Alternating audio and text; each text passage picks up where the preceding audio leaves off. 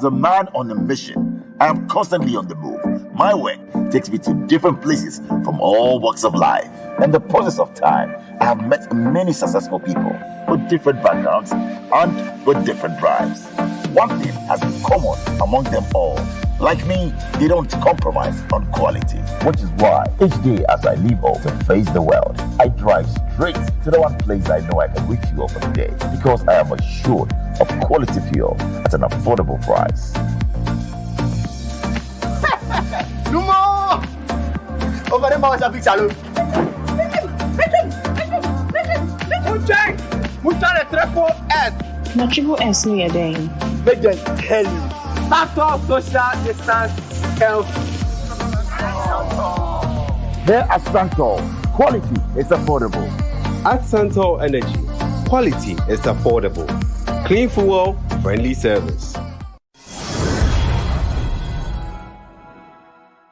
There is a positive correlation between energy and development. Energy transcends barriers.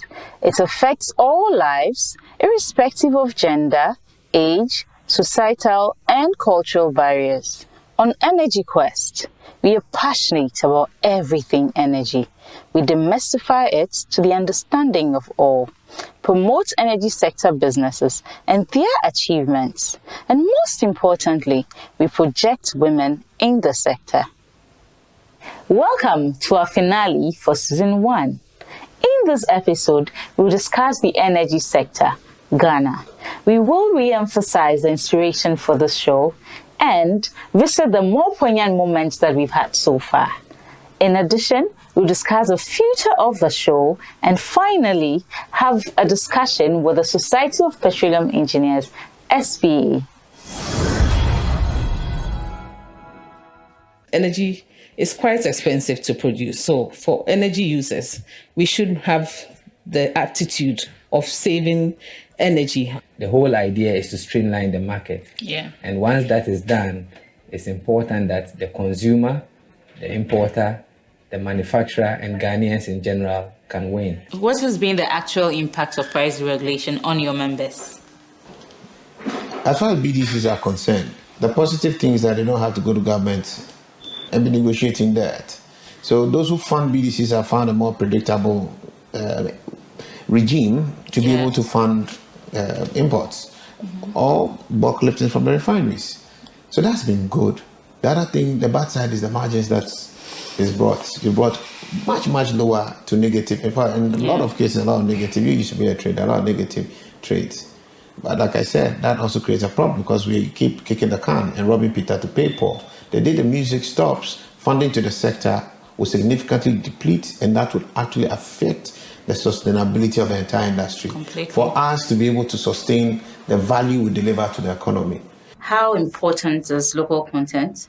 We believe local content is a means of maintaining a social license by which we involve the community or they have a stake in the investments we make in country. Because in order to succeed, you need a community. Of course. And bringing along the community, you need to develop these people within the community. You need to also develop the nationals. Definitely, you'll be creating opportunities and job opportunities for these people. So I believe the social license for us as a company. So with COVID-19 still here, what has been the impact and what should consumers expect? Ghana, unfortunately, as a price taker, we cannot distance from whatever happens on the international market. So as prices go up on the international market, it is likely to reflect at the Ghanaian pumps. And this is where we say to our drivers, prices are still going up. There may come a time that you genuinely would need to go up on your transport fares. We haven't hit that point yet. We can all hold on. If it gets so bad to a point where the cost of your operations is inhibited or hindered in a way, I'm sure the average Ghanaian, as understanding as they've been over the years, would appreciate the need to go up. But as it stands, consumers across the country are not exactly comfortable because the only news they hear from us week after week is, a forecast that is going to go up, and then they go and it's going up. Generally, we are not out of the woods yet as far as COVID is concerned. What of the price hikes and all that? Because price has been unpredictable, has been... Yes. Yeah. So this is an industry where when prices are going up, it's good news and bad news at the same time. When prices are coming down, it's bad news because you always have to have stocks at your station. And when prices are coming down, what it means is that you are going to have to sacrifice some of your profits. Yes, the value of your stocks go down. It's a loss to you. But when prices are going up, it's good news because you get more value from your stocks. But it comes with some level of financing costs because you need to buy and stock up your stations ahead of time. And you may not need those stocks on a normal day. And investing in the stocks means that you need some more financing to do that. So yes, you need to manage it carefully to make sure that you don't lose out on the gains that come with price hikes. But at the same time, to make sure that it doesn't lead to liquidity problems with your suppliers. BRA is a government entity. So the question is, how do we get our local businesses involved in that area? And it's not just a local business. How can we even get you, Lesley, to have a bit of ownership in the power sector asset? That is how we have to look at local content. We should be able to get Kwame, Kofi, etc. in the village areas to have a stake in the power sector. That is how we should look at local content. To be honest, electric vehicle is the future. It's the future of mobility, not just here in Ghana, across the continent and across the world.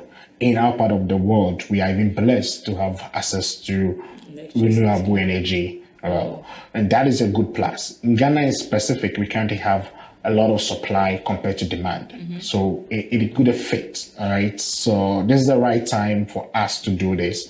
As a country, this will help to bring a lot of economic development. It create more jobs for the youth. It bring a whole ecosystem together.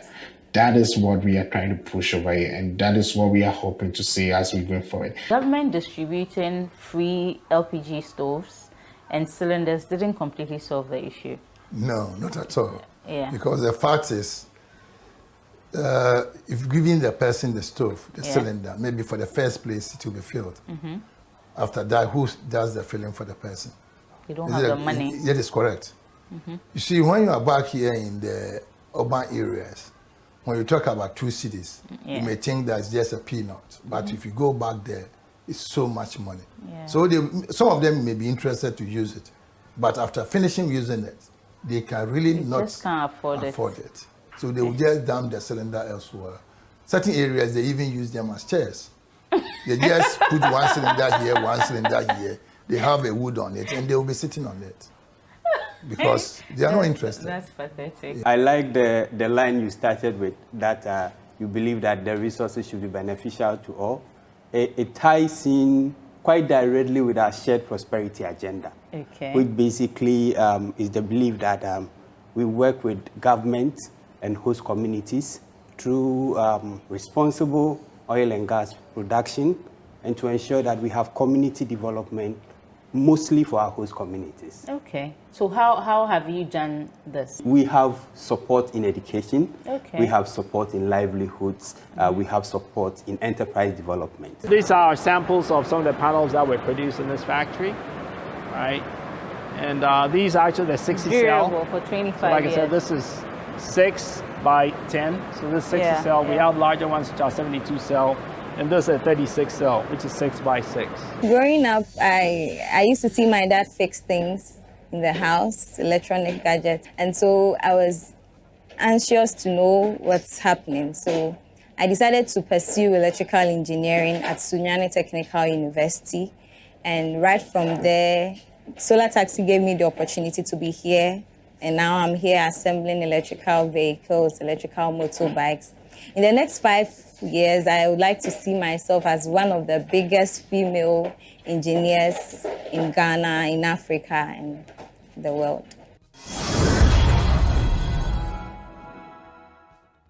We chose diverse topics and diverse people to talk to in order to achieve a wide brushstroke.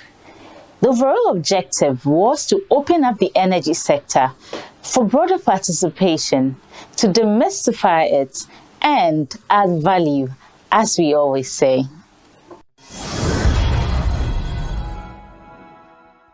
Because, our industry employs a lot of people. We employ more than 40,000 people. Yeah. That's direct jobs. Then indirect jobs are many. So it's really, and we contribute more than 500 million taxes every month. Yes, one of the largest, right? So obviously, we are major stakeholders that we should be listening to. If it is ever found out that your facility was wired by an unprofessional or an uncertified electrician, the distribution utility company can come and disconnect your facility from the grid. There is a point we want to prove that Ghanaians can also do it. So indeed, renewable energy will aid in our national development efforts. 10 years of oil production in Ghana. The Tallow story. What better person to tell the story than the MD of Tallow Oil, Wissam Al-Monthiri. Hello, Wissam. Akwaba, Lesley. Okay, so it's been 10 years since we commercially started producing oil in Ghana. What has been the experience for Tallow? Well, it's had lots of challenges, but it's also been very rewarding. We've been really privileged to play a role as the operator of the 10 and Jubilee fields, initially coming in to Ghana in 2006. Jubilee and 10 have been very challenging projects, and we've certainly had our setbacks along the way. Of course, yeah. But when you look where we are today and you look back 10 years, we're very proud to have had a significant impact on the economy of Ghana in a positive manner, both in terms of oil and gas revenues and contributions to the economy, but also in terms of our contribution to growing the supply chain and the sector and creating jobs and creating a future in this really bright industry as a pioneer of the industry in Ghana. Okay, so would you say you've had the necessary support from various agencies, governments, or all through? Support has been essential over the last 10 years, and it's been very present. I would be remiss not to mention the support we've had over the years from the Ministry of Energy, Ministries of Trade, Education, certainly the national oil companies and GMPC, and more recently with GNGC, and the list goes on and on. But the government of Ghana and our partners in the Jubilee and 10 fields have been essential contributors to the success over the last 10 years. That's really good. What of local content? Do you have a lot of locals employed in Tallow?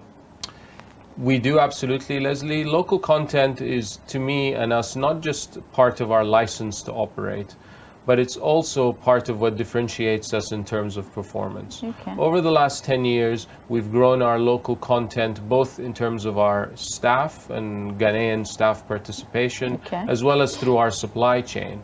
And we've contributed significantly to growing the supply chain in Ghana. We've seen an immediate impact to our positive performance over the years, because the reality is knowledge of businesses and knowledge of the country makes a very big difference in how you very operate. Much. And we've seen that significantly. We've, as a simple example, over the last 10 years, or in the period between 2010 and 2020, Tallow Ghana and its partners have given out about $16 billion worth of contracts. Around 11 of those have had local company participation, 11 billion of those. That's really so, good. Over 65%. And I only see that number going up as the local supply chain develops further. And we have a lot of very strong companies in very complex technical sectors as well as non-technical sectors contributing to the success of the operations. But what is it? Is the for a banana? Is the baby brown? Catch me, but the baby bremi, no, my family apple. Okay. But me and person mean jina on the feeling. Aha. But only about 2 times, many and It's been 10 years since we started oil production. Ghanaians can now take the... Yes, exactly. I think the major problem is to do with accreditations. Oh, okay. From my experience managing here for a couple of years now, what I've realized is most of these international companies prefer international certificates. Oh, and when we had these Tallow assisting us to partner the TTE guys from UK. Okay. What's TTE? T-side training education in. Okay. From UK. From the UK, we had most of the accreditation. Okay. So basically, when they left, they were acting as verifiers. We have to do training, assess, and verify due to the international. And then they do the verification. So if that is available, then unfortunately, the gap is to have verifiers here. Okay. Unfortunately, they came in as verified. They trained our guys to the level of assessors, but they couldn't train them to the level of verifiers. Okay. So some of the certification required that these verifiers are brought in from overseas. So, Prof, so you mean if we get verification, then we are complete? Exactly. Then there will be no need to send anybody outside to learn. Yeah, to learn any of the technical skills needed in the oil and gas. And this facility bridges the gap to a very large extent. Exactly.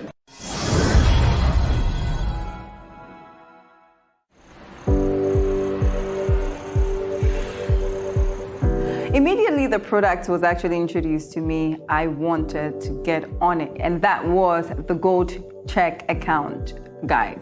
This has actually changed my business. So on the First National Bank app, you have the business toolkits that gives you all the information that you need to run your business, and whatever inquiries you have, they're always ready to answer. And that makes life very easy for me. And you have the in contacts that helps you access every transaction that takes place or happens. Now, point of sales terminal, I market wherever I go, and so I love to have that so I can take payments, especially with those who tell me I do not have cash. A bank that understands that you can start life all over again or start a business from scratch. Very keen on running it and making sure that you grow to the core. It's one you should look out for. My name is Jifa Bekre-Gray, the CEO of Jifa Gray Creations. I recommend that you sign up to the Gold Check account from First National Bank for a great banking experience.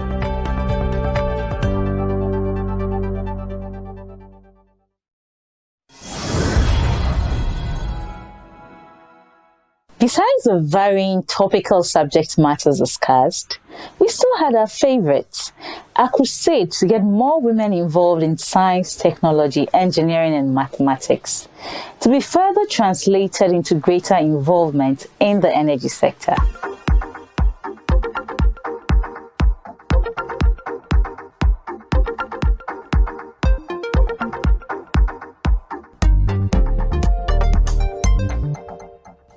Mostly my job is direction. I set vision and I make sure the vision is being implemented. So once the vision has been set, I'm the tracker, I'm the monitor. I talk to clients, I talk to staff. I'm always looking out for how best I can utilize my staff. That's basically what I do. Direct, I set the vision, I monitor it, and I make changes along the way. I love to study. I'm doing law to understand the concept of compliance, to broaden my knowledge, my understanding in area of where I work. I always want to have command over whatever I say. Just be deliberate. If you know what you want, you direct yourself in that way. When you bring that as a woman and people see you are focused and you know what you want, they're actually willing to help you achieve your goals even more in this industry. Because we women, we need people to help coach us. Yeah. You need someone as a role model. You need someone that is ready to help also lift you to the next level. Yeah. And so for me, the sky is your limit. There's no job that you cannot do. So sometimes you could spend like almost 24 hours at work. So imagine being a mother. Okay, you have your kids in the house, you have to take care of them. How are you going to manage this whole thing? But the good news is that like now most companies are trying to be flexible with women at heart. So it shouldn't discourage you from maybe going into such areas. You can always discuss with your manager. You know, your success and failures are not determined by a third party. There are people who will try and stop you. But you have to decide whether you want to be stopped or not. And I think it's also important to fail. Because you don't grow from your successes, you grow from your failures. As a woman, how do you, approach something like this and even make the best out of it? Maybe during that time you can't go offshore again. So now you can develop new skills in the office, doing other things. So there's always a plus somewhere. And which other gift is there than to nurture the next generation? We have that power to do it, yes. In the next 5 years, I'm looking at having a leadership role in the company in which I am in. Okay. I just don't want to strive to the top alone, but I want the younger people in the community and everyone watching me right now to know that if I've been able to make it, no matter the circumstances and situation around them, they can actually also make it. Good.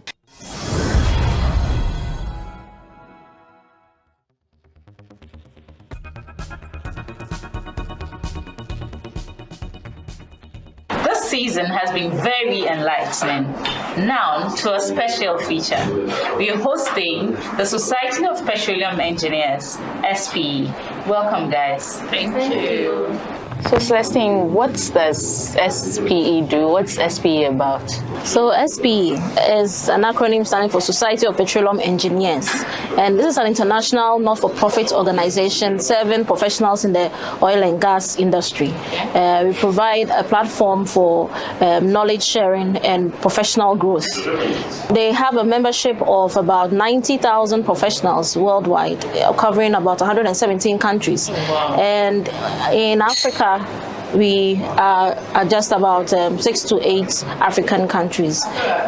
In Ghana, SPE was set up sometime back in 2010 to serve the oil and gas professionals. And we actually celebrated our 10-year anniversary last year by holding a summit with the Nigeria Port Harcourt session. Okay. Yes. Okay, that's really interesting. So we have the SPE in student chapters and in the universities in Ghana, and currently we have about 5, which we are still increasing. So we have K University, UMAT, University of Natural Resource, we have Regional Maritime University, and we have All Nations University. We have lots of students signing on. Yes, we have currently over 300 students members in Ghana as of now, and our progress, we're actually hoping to increase a lot of them. Yeah. I think I like the idea of holding the hands of the students, guiding them from that level. Yeah. But that really helps. I can just imagine when I was in school, it doesn't matter what I was studying, but you don't get to understand what actually happens in the career you're going into. You only learn the theory of it and you hear of stuff. But sometimes it's good to have somebody in that career giving you a hand, guiding you here and there. So the society, even though it says Society of Petroleum Engineers, is not only for engineers or petroleum engineers. We have different types of engineers: chemical, geological, petrochemical. Right. Then we have scientists or lawyers, HR professionals, finance people. As long as you are in the industry, the upstream industry. So how can I sign on? So you go to our website, www.spe.org. And then there's a section that has membership. So I'm sure you've, over the 10 or 11 years now, about 11 years in Ghana, you've made lots of impacts in Ghana. What are some of the projects you've been involved in? So in Ghana, one of the area we have focused on is the development of students, as Fifi mentioned. We actually took part, we get students involved in a competition called the Petro Bowl. Okay. Yes, where we test their knowledge in the oil and gas sector. And which is like the National Math and Science quiz. Yes, exactly. About oil and gas. About oil and gas. That would be very exciting. So what does the future of SPE look like in Ghana? So our plans primarily, we want to organize a technical conference to cover various knowledge areas in the oil and gas industry. So we will have something on completions and then production. And in addition, secondly, we want to also focus on children and students, just as Sheena mentioned at the JHS level. We have something called the Energy for Me, where we demonstrate how drilling takes place just to students in the JHS and SHS so that they can understand and develop a passion for the profession so that they move into the STEM. We're talking about the Energy for Me. We're actually hoping to cover quite a lot of schools in Ghana here in terms of the senior high school and the junior high school, whereby we're going to teach them all about the oil and gas industry. We also talk about the energy sector too as well. We'll talk about the energy sector, then we'll zoom into the oil and gas industry, which happens to be our area of specialty. Just last year, about 4 Ghanaians received special awards, recognition in the whole Africa sector of SPE from Ghana. These awards were obtained in drilling, in the drilling faculty, in reservoir, and then Young Professionals Outstanding Member Award. Yes. Wow. And then the last one was in geoscience. Petrophysics, which was won by our sister. Congratulations. Thank you. Yes. Thank you guys so much. So this is a great eye-opener on the Society of Petroleum Engineers. You don't have to be an engineer. You don't have to be a technical person. If you're in the industry and you have interest in joining this group, I think you should, because they have so much to offer you, so many benefits for you as well. So this brings us to the end of season 1 of Energy Quest. We know you've had a good time with us. You learned so much. In the next season, we are going to talk about energy issues across Africa. Don't miss that. We're still online on Energy Quest TV and on other platforms. This is what we do on Energy Quest. We demystify the energy sector and add value. Till we meet again. Ciao.